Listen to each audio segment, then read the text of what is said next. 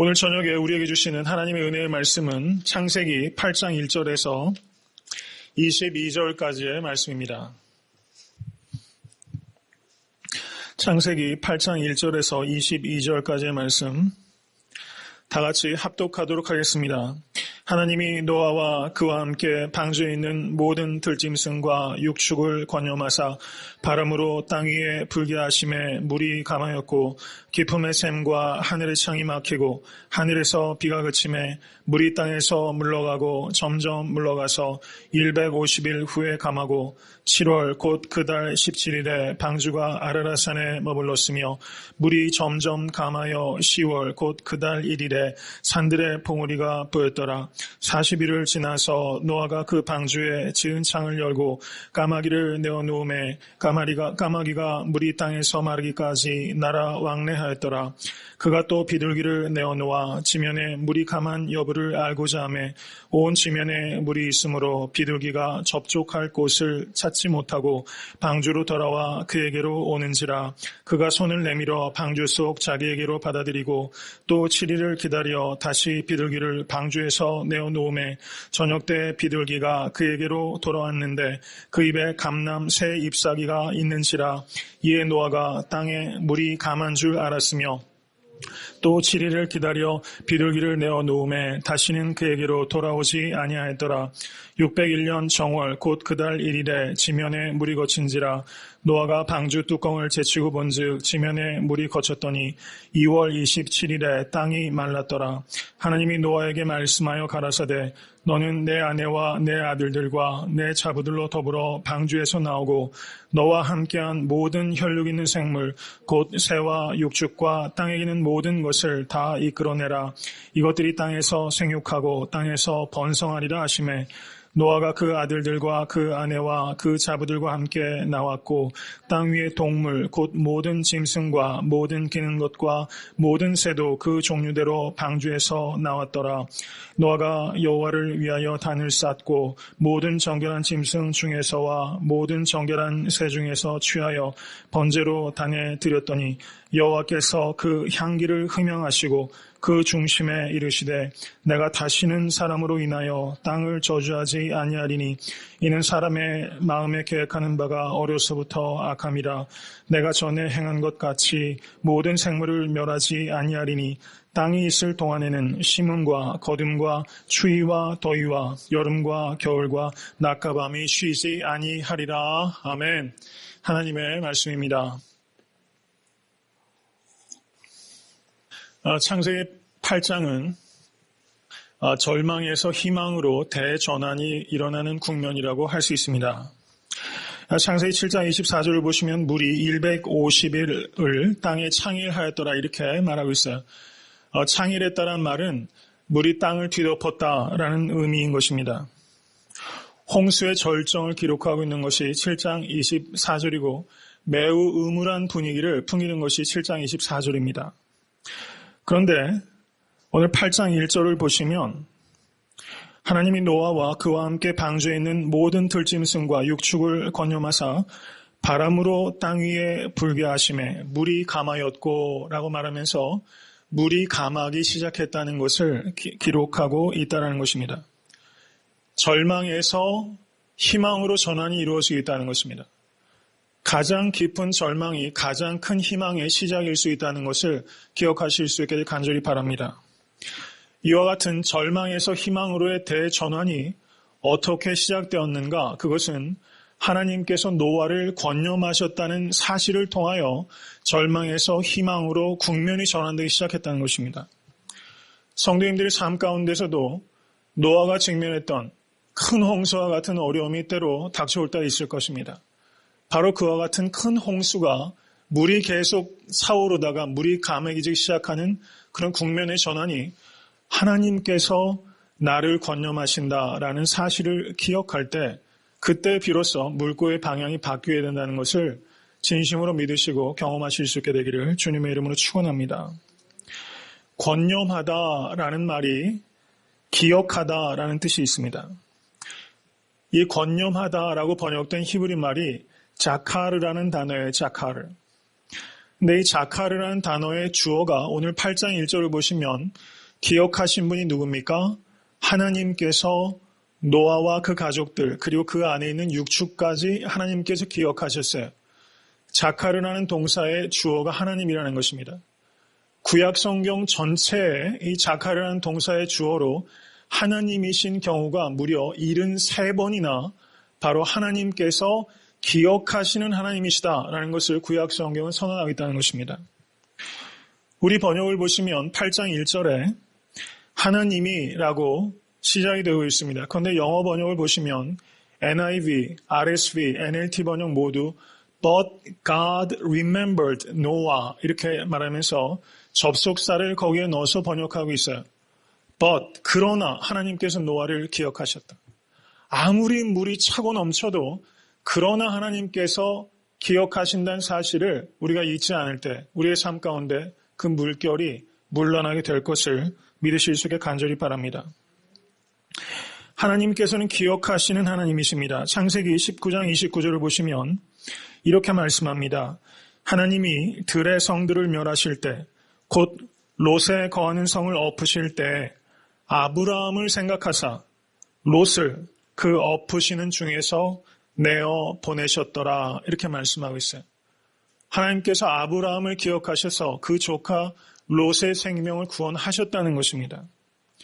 그리고 창세기 30장 22절을 보셔도 하나님이 라헬을 생각하신지라 하나님이 그를 들으시고 그 태를 여셨다라고 말씀하고 있어요. 저는 사랑하는 성도님들이 하나님께서 기억하시는 바되는 성도 되실 수 있게 될 주님의 이름으로 간절히 축원합니다. 신약 성경을 보셔도 사도행전 10장을 보시면 로마 백부장 고넬료에 대한 이야기가 기록되어 있습니다. 그런데 거기에서 민무네스코라는 그리스어가 있는데 그 말이 remember라는 단어입니다. 여기에서 하나님께서 권념하셨다라는 이 자카르라는 동사를 그 septuagint 그리스어로 번역된 구약 성경에서는 민무네스코라는 단어가 사용됩니다. 그런데 하나님께서 그 고넬료의 구제와 기도를 기억하셨다. 이렇게 말씀한다는 것입니다. 성도 여러분의 기도와 구제가 하나님께서 기억하시는 바가 될 수 있게 되기를 간절히 축원합니다. 노아가 방주에 갇혀 있었던 시간이 무려 1년하고도 11일 동안입니다. 365에 11을 더하면 얼마입니까? 376일을 이 방주 안에 노아가 있었던 것입니다. 만약에 노아가 여러분 1년이 넘은 시간 동안 방주에 있으면서 여러분 거의 대부분의 사람들은 그런 생각을 할 거예요. 하나님께서 혹시 내가 방주 안에 있다는 것을 잊어버리진 아니하셨을까?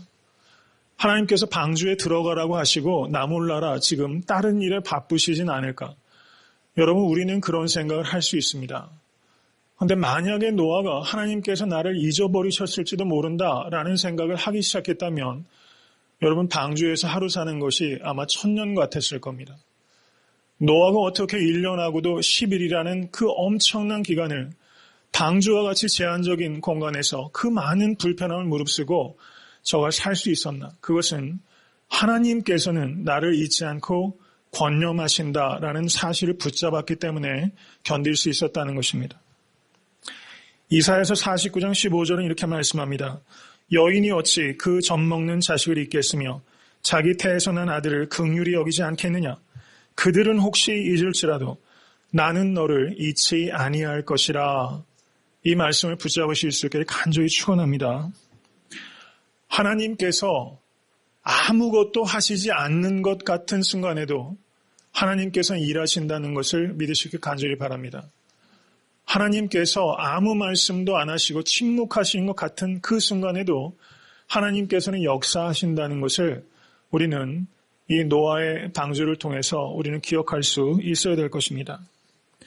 하나님께서 기억하신다는 것은 하나님께서 곧 행동하신다는 것을 의미한다는 것입니다.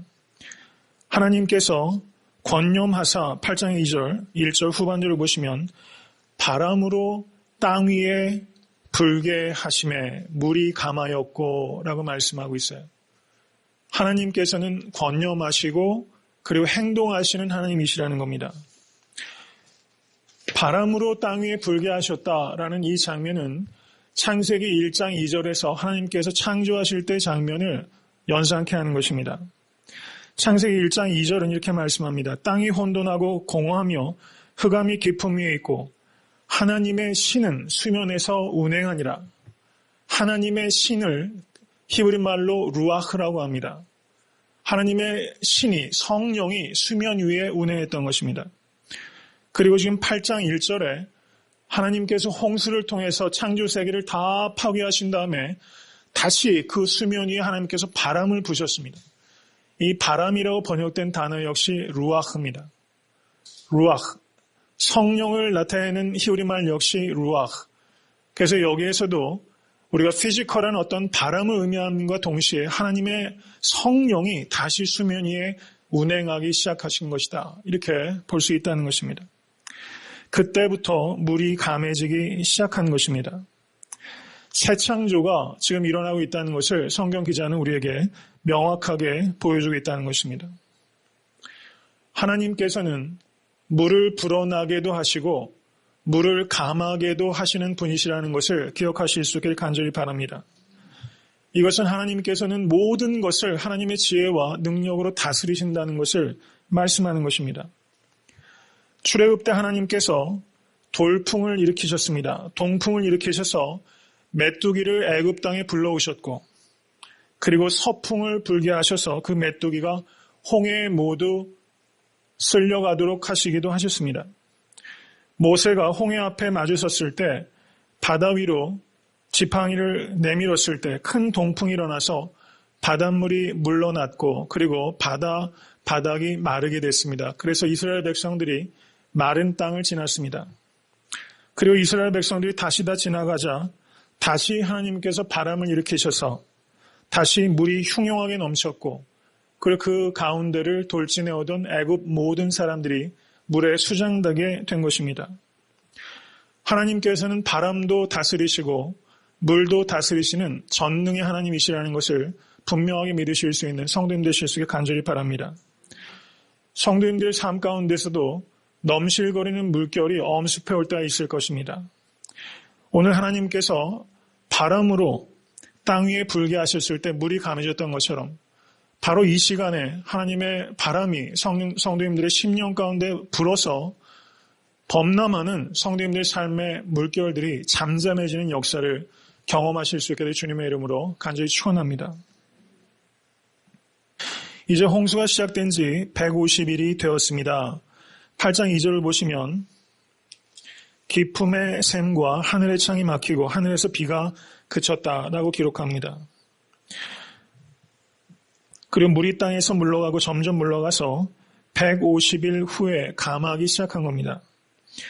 그리고 7월 곧 그달 17일에 방주가 아라랏산에 머물렀다 이렇게 말하고 있어요. 여러분 혹시 내셔널 지오그래피 같은 프로그램을 보시면 여러분 신문에 노아의 방주가 발견됐다 이런 기사 가끔 보시죠? 저도 여러 번 본 것 같아요. 여러 번 그런 게 나오는 거 보니까 별로 신빙성이 없는 것 같아요. 그런 이야기들이 굉장히 많고 노아의 방주를 과학적으로 이렇게 재현하려고 하는 시도들도 굉장히 많이 있는 것 같습니다. 제가 말씀드리고 싶은 것은 노아의 방주뿐만 아니라 성경의 여러 가지 그 사건들에 대한 고고학적인 발견들이 굉장히 활발하게 이루어지고 있습니다. 그래서 성경을 연구하는 데 있어서 이 아키올로지가 매우 유용한 학문적인 방법이라는 것은 분명합니다. 그런데 만약에 노아의 방주가 고고학적으로 발견됐다라고 했을 때 여러분 그 고고학적인 발견 때문에 노아의 방주에 이 사건이 실제 있었다라고 믿는 것이 과연 신앙적인가 아니면 그렇게 썩 바람직하지 못한가 이런 질문을 한번 드리는 거예요. 무슨 말씀인고 하니 만약에 믿지 않는 세상 사람들에게 노아의 방주가 실제 이렇게 화석을 통해서 입증이 됐다. 이것을 보고 하나님을 믿으시기 바랍니다. 만약에 이렇게 믿지 않는 사람들에게 권하신다면 여러분 그런 과학적인 증거를 가지고 믿지 않는 사람들이 노아의 방주를 과연 믿게 될까요? 그럴 가능성은 사실은 굉장히 적습니다. 믿지 않는 사람들에게는 어떤 과학적인 논거라는 것은 언제나 불충분하다는 것을 말씀드리는 겁니다. 그럼 믿는 사람들에게는 그런 고고학적인 발견이나 과학적인 연구 혹은 역사적인 어떤 접근 방법, 이렇게 여러 가지 실증적인 데이터를 가지고 여러분 그것이 우리에게 정말 필요한가 하는 것입니다. 믿는 사람들에게는 사실상은 그런 것들은 불필요하다는 것을 말씀드리는 겁니다. 믿지 않는 사람들에게는 고고학적인 발견이 언제나 불충분하기 마련이고 믿는 사람에게는 사실상은 이것은 불필요하다는 말씀을 드리는 거예요. 제가 드리는 말씀은 고고학적인 연구가 전혀 의미 없다는 것을 말씀을 드리는 것이 아니라 그것이 우리가 하나님을 믿는데 결정적인 이유가 되지 않는다는 것입니다. 우리가 노아의 방주 그리고 노아의 홍수 사건이 역사적인 사실이었다는 것을 믿는 것은 과학적인 증거 때문이 아니라 고고학적인 발견 때문이 아니라 하나님의 말씀이 그렇게 말씀하시기 때문에 우리는 받아들인다는 것입니다. 하나님께서 말씀하시기 때문에 우리 믿는 것이고 우리가 인격적으로 예수 그리스도를 통하여 하나님을 만났기 때문에 하나님과의 만남 때문에 이 안에 있는 내용들이 우리가 받아들여지는 것이지 이 안에 있는 어떤 것들이 과학적인 근거를 가지고 이야기하기 때문에 우리가 믿는 것은 아니라는 것입니다.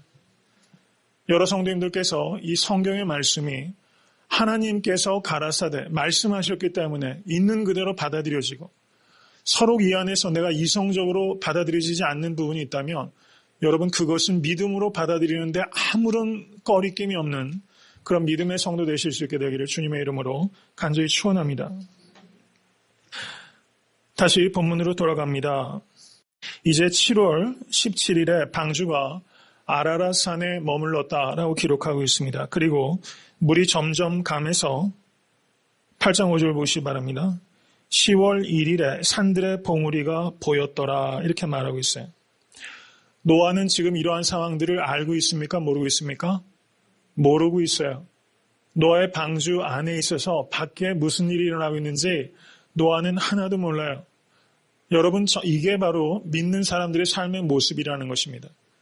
우리의 눈에 하나님께서 일하시는 것 같지 않지만 물이 감아여지고 봉우리가 드러나고 있다는 것입니다.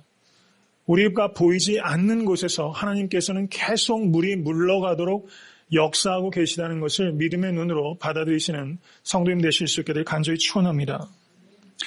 이제 산들의 봉우리가 나타났습니다. 그리고 8장 6절을 보시면 40일을 지나서 노아가 그 방주에 지은 창을 열었다라고 기록하고 있어요. 방주가 3층으로 구조되어 있고 그리고 방주 제일 꼭대기에 창이 하나 하늘을 향해서 나 있습니다. 그 창을 노아가 열게 되었습니다. 그리고 까마귀를 내보냈습니다. 이때가 언젠가 하면 11월 10일입니다. 날짜를 다 이 40일 뒤를 계산해 보면 11월 10일에 까마귀를 노아가 밖으로 내보냈습니다. 노아가 왜 까마귀를 내보냈을까요? 잘 모르겠습니다. 성경이 얘기하고 있지 않기 때문에 까마귀를 노아가 내보냈는데 까마귀를 내보냈을 때는 무엇인가 노아가 기대했던 게 있을 거예요. 물이 좀 감해졌다는 사인을 이 까마귀가 가져오기를 기대했지만 이 까마귀는 어떻습니까? 아무런 것도 소득도 없이 까마귀가 다시 들어왔다가 나갔다를 반복했습니다. 그러다가 일주일 뒤에 8장 8절을 보시기 바랍니다. 비둘기를 내어놓았어요. 역시 물이 감한 여부를 알고자 내어놓았습니다. 8장 9절 말씀 보시기 바랍니다. 다 같이 읽겠습니다. 온 지면에 물이 있으므로 비둘기가 접촉할 곳을 찾지 못하고 방주로 돌아와 그에게로 오는지라 그가 손을 내밀어 방주 속 자기에게로 받아들이고 이렇게 말씀하고 있어요. 지금 첫 번째 비둘기를 내보냈을 때 접촉할 곳을 찾지 못하고 방주로 돌아온 것이 첫 번째 일이었습니다. 여기서 접촉할 곳이라고 번역된 히브리 말이 마노아입니다. 마노아. 접촉할 곳이라고, 그러니까 발을 이렇게 접할 곳을 찾지 못하고 되돌아왔다 이런 뜻이죠. 우리가 많이 쓰는 말 아닙니다. 히브리 말로 마노아예요. 마노아. 여러분 지금 노아의 이름과 마노아라는 이름, 이 말이 굉장히 의미 굉장히 비슷하죠. 노아, 마노아. 접촉할 곳을 그 영어로 어떻게 번역하면 그 resting place, resting area 이렇게 표현한 겁니다. 비둘기가 밖으로 날아가서 자기가 rest 할 때 우리가 자동차를 운전하다 보면 그 rest area가 있지 않습니까? 비둘기가 rest area를 찾았어요. 마노아를 찾은 것입니다. 근데 마노아를 찾지 못하고 다시 노아의 방주로 오게 된 것입니다. 그때 마노아를 찾지 못한 이 비둘기에게 이 노아가 어떻게 합니까? 손을 내밀었다라고 말씀하고 있어요. 저는 이런 기록들을 왜 성경 기자가 했을까 궁금합니다. 손을 내밀었어요. 마노아를 찾지 못한 비둘기에게 노아가 마노아를 제시한 겁니다. 레스팅 할 수 있는 곳을 찾지 못한 이 비둘기가 지쳐서 다시 방주로 돌아왔을 때 노아가 손을 내밀어서 마노아를 제시한 것이다. 이렇게 볼 수 있다는 것이죠. 그래서 방주 속 자기에게로 이 노아가 들어오도록 하였다. 이렇게 말씀하고 있어요. 여기에 지나치게 많은 의미를 부여한다면 조금 무리가 있을 수 있다고 생각합니다. 그렇지만 우리가 가만히 생각해 보면 성경 기자가 왜 이런 것을 기록하였을까? 이것은 인간과 동물 사이에 매우 이상적인 관계를 성경 기자가 여기에서 표현하고 있다. 이렇게 저는 볼 수 있다고 생각합니다. 노아란 이름을 가진 이 사람이 제2의 아담인 이 노아가 마노아를 찾지 못하고 지쳐있는 이 비둘기에게 마노아를 제시해서 안으로 들여드리는 매우 이상적인 인간과 동물 사이의 애호 관계를 여기서 표현하고 있다. 이렇게 충분히 볼 수 있다고 생각합니다. 왜 그런고 하니 출애굽기 23장 4절에서 5절을 보시면 내가 만일 내 원수의 길 잃은 소나 나귀를 만나거든 반드시 그 사람에게로 돌릴지며 내가 만일 너를 미워하는 자의 나귀가 짐을 짓고 싣고 엎드러짐을 보거든 삼가 버려두지 말고 그를 도와 그 짐을 불이울지니라 라고 말하면서 원수의 짐승들에게까지도 긍휼을 나타내라 라는 것이 출애굽기의 말씀이라는 것입니다. 신명기 25장 4절도 곡식 떠는 소의 입에 망을 씌우지 말지니라 라고 말씀하고 있다는 겁니다. 이 창세기 기사에서 이 노아에 대해서 기록하면서 노아가 하나님께 매우 경건한 사람이고 하나님께 신실한 사람이라는 것을 기록함과 동시에 이 노아의 그 신실함이 비단 하나님과 인간만 향한 것이 아니라 동물에게까지도 확장이 되는, 동물에게까지도 그 애호가 확장되는 그런 삶을 살았다라는 것을 성경 기자는 여기서 우리에게 말씀하고 있다라고 생각이 됩니다.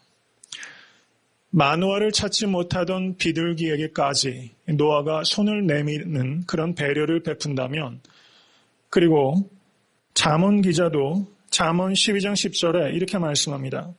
의인은 그 육축의 생명을 돌아보나 악인의 긍휼은 잔인하니라. 이렇게 말하면서 의인은 그 육축까지도 돌아본다라고 잠언 기자는 분명하게 말씀하고 있다는 사실이에요. 저는 여러분에게 지금 동물을 애호합시다라는 말씀을 드리려고 하는 게 포인트가 아니라 동물에게조차도 돌보는 것이 의인의 마땅한 바라면 우리가 사람을 향하여 우리가 대하는 태도는 얼마나 더 진실하고 사랑이 많아야 되겠는가 하는 것을 말씀을 드리는 겁니다. 저는 우리 사랑하는 성도님들께서 우리가 이민생활 하루하루 살아가시면서 마음이 딱딱해지기 쉽습니다.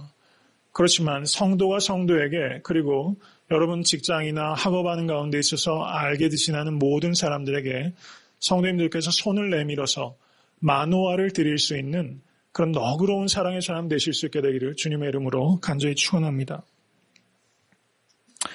오늘 본문을 통해서 우리는 노아가 세 가지 측면에서 배울 것이 있다는 것을 알 수가 있습니다. 첫 번째, 비둘기가 아무 소득도 없이 돌아왔을 때 10절 말씀을 보시기 바랍니다. 또 7일을 기다려 다시 비둘기를 방주에서 내어놓았다라고 말씀하고 있습니다. 이때가 11월 24일입니다. 그때 비둘기가 저녁에 돌아왔는데 8장 11절 그 입에 감람 새 잎사귀가 있는지라 라고 말씀하고 있습니다. 감람 새 잎사귀. 이것을 통해서 노아는 땅의 물이 감한 것을 이때야 비로소 알게 된 것입니다. 홍수의 물이 감하기 시작한 것이 150일이 지났을 때였고 그리고 그때가 7월 17일입니다. 그런데 지금 두 번째 비둘기를 내보내서 그 비둘기가 감람 새 잎사귀를 가져왔을 때가 11월 24일입니다. 실제 물이 감하기 시작한 이후로 노아가 물이 감했다는 것을 깨닫는 데까지 4개월이 더 걸린 거예요. 이 말씀을 드리는 것은 거듭 말씀드리지만 노아는 물이 감한다는 것을 모르고 있었지만 하나님께서는 물을 감하게 하고 계셨다는 겁니다. 성도님들의 삶의 여러 가지 정황들 속에서 하나님께서 역사하시는 것이 내 눈에 보이지 않는 것 같지만 하나님께서는 성도님들을 위해서 일하고 계시다는 것을 이 사건을 통해서 분명하게 깨달으실 수 있게 되기를 간절히 바랍니다.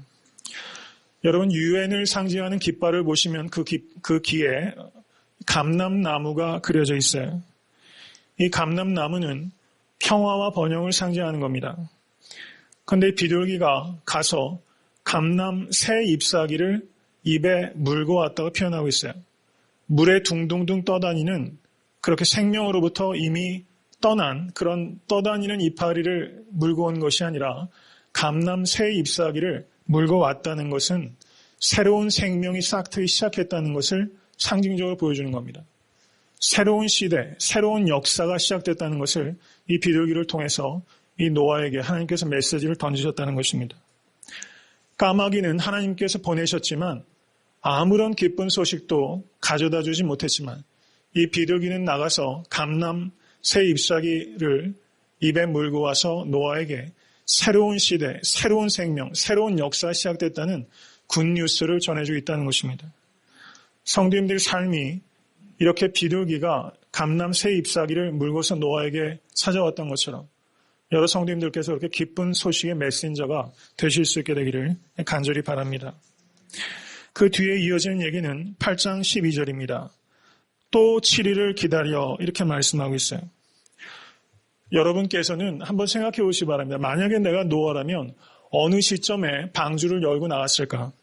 저는 가만히 생각해 보니까 8장 11절까지는 제가 있을 수 있었을 것 같아요. 그 다음에는 문을 세차게 열고 나갔더라. 저 같으면 그렇게 하지 않았을까 이런 생각을 해보게 됩니다.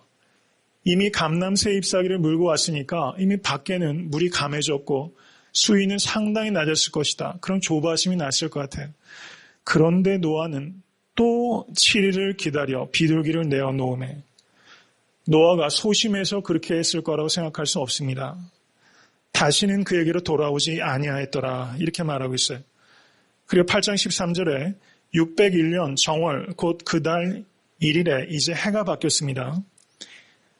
지면에 물이 거친지라 노아가 방주 뚜껑을 제치고 본즉 지면에 물이 거쳤더니 이제 노아가 직접 방주 뚜껑을 열고 눈으로 보니까 지면에 물이 거친 겁니다. 여러분 여기서 또 밖으로 나가시지 않으시겠습니까? 8장 14절에 2월 27일에 땅이 말랐더라 이렇게 분명하게 기록하고 있다는 것입니다.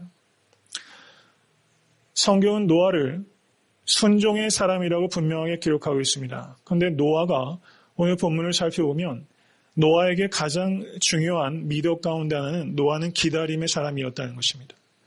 그는 1년하고도 11일을 방주에서 기다렸던 사람이에요.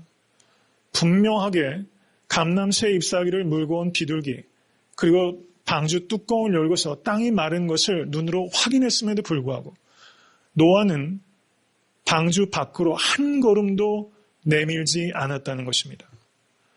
여러분 말씀에 따라서 노아가 방주 안으로 들어가는 것도 어려운 일이지만 하나님께서 말씀하시기 전에 방주 안에서 한 발자국도 밖으로 나오지 않는 것은 훨씬 어려운 일이라는 것입니다.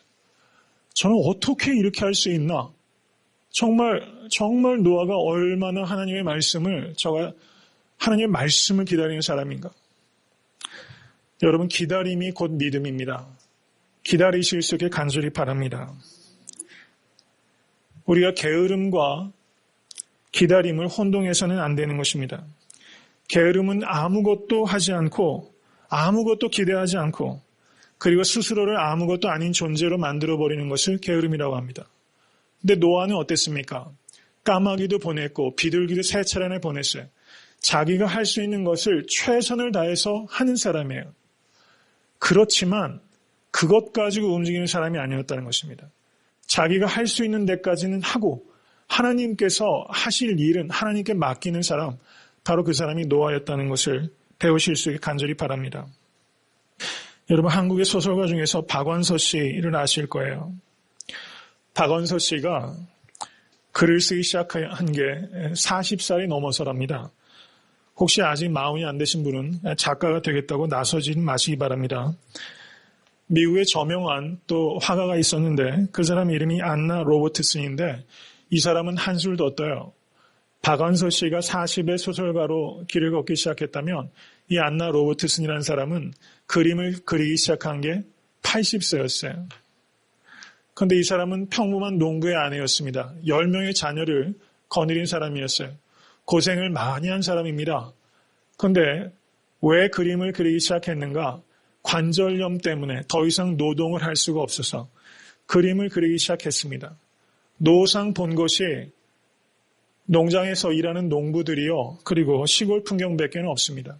그것들을 그리기 시작했는데 이것이 어느 전문가의 눈에 뜨기 시작하더니 80세의 그림을 그리기 시작한 사람이 무려 1500점을 남기고 미국 그 서양화에서 상당히 큰 족적을 남겼다는 사실입니다. 저는 노아를 보면서 그리고 또 박완서 씨나 안나 로버트슨 같은 이런 사람들을 생각하면서 이 기다림의 의미를 우리가 깊이 생각해 볼 수 있길 간절히 바랍니다. 여러분, 건물이 높이 올라가려면 당연히 깊이 기초가 있어야 된다는 것을 기억하실 수 있게 간절히 바랍니다. 하나님께서는 노아에게 기다리게 하시면서 노아의 기초를 닦고 계셨다는 것입니다. 성도님들께서 믿음으로 기다리시면 그 기다림은 반드시 보상이 크다는 것을 기억하실 수 있게 되기를 간절히 바랍니다. 야고보서 1장 3절에서 4절은 이는 너희 믿음의 시련이 인내를 만들어내는 줄 너희가 알미라.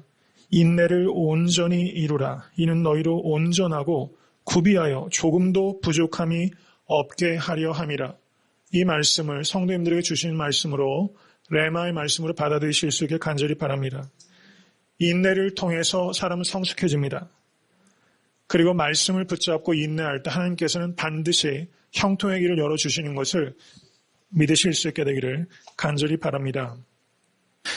이제 8장 15절 말씀, 하나님이 노아에게 말씀하여 가라사대. 하나님께서 노아에게 3번 말씀하셨어요. 6장 말미에 말씀하셨어요. 방주를 만들어라. 그리고 하나님께서 120년 동안 말씀 안 하셨어요. 그리고 7장 1절에 방주에 들어가라 라고 말씀하셨어요. 그리고 방주에 들어가 있을 때 하나님께서 노아에게 아무 말씀 안 하셨어요. 그리고 1년 11일이 지난 다음에 하나님께서 노아에게 말씀하여 가라사대. 여러분 어때요? 3번 기록되어 있어요. 그 외에 더 말씀하셨던 일들이 있으셨을 수도 있을 거란 생각은 해요. 그렇지만 노아의 삶에 의미 있게 말씀하신 사건이 3번이었어요. 어떨 때는 120년 만에 들었고 어떨 때는 땅이 다 마른 후에 하나님께서 말씀하셨어요. 말씀하여 가라사대 너는 내 아내와 내 아들들과 내 자부들과 더불어 방주에서 나오고 너와 함께한 모든 혈육 있는 생물 곧 새와 육축과 땅에 기는 모든 것을 다 이끌어내라. 하나님께서 그렇게 말씀하셨습니다. 그렇게 말씀하셨을 때야 비로소 노아가 방주 밖으로 나왔다는 것을 기억하실 수 있게 간절히 바랍니다. 누가복음 5장 4절에서 6절을 보시면 베드로가 밤새도록 고기를 잡으려 했지만 하나도 잡지 못했습니다. 그런데 예수님께서 깊은 데로 가서 그물을 내려 고기를 잡으라. 새벽에 고기는 얕은 곳에서 잡힌다고 합니다. 목수가 어부에게 전혀 상식에 부합하지 않게 명령하고 계신 거예요. 그런데 베드로가 뭐라고 말합니까? 선생이여 우리들이 밤이 맞도록 수고를 하였은즉 얻은 것이 없지만은 말씀에 의지하여 내가 그물을 내리리이다. 말씀에 의지하여 내가 그물을 내리리이다. 여러분 경험에 의지하면 빈배가 되지만 말씀에 의지하면 만선이 되는 것을 믿으실 수 있게 간절히 바랍니다. 오늘 이 예배를 통하여 아직까지도 내가 경험에 의지하는 것이 있다면 여러분, 말씀은 사실은 굉장히 명확해요. 그런데 실제 우리가 살기가 참 어려운 것입니다. 말씀에 의지해서 깊은 데 그물을 내리실 수 있는 성도인 되셔서 만선의 기쁨을 누리실 수 있게 될 주님의 이름으로 축원합니다. 이제 노아가 순종하여 방주에서 나왔습니다. 8장 20절 말씀 우리 같이 한번 읽겠습니다. 노아가 여호와를 위하여 단을 쌓고 모든 정결한 짐승 중에서와 모든 정결한 새 중에서 취하여 번제로 단을 드렸더니 이렇게 말씀하고 있어요. 여호와를 위하여 단을 쌓았다. 이렇게 말씀하고 있습니다. 예배는 자기를 위해서 드리는 것이 아니라는 것입니다. 여호와를 위하여 단을 쌓았던 것입니다. 이 노아는 제2의 아담으로서 새 창조를 열어갔던 인류의 새로운 시조이지만 저는 피지컬하게 인류의 시조임과 동시에 월십, 예배에 있어서 모든 사람에게 모범이 되는 첫 번째로 번제를 드렸던 사람이 바로 노아라는 것입니다.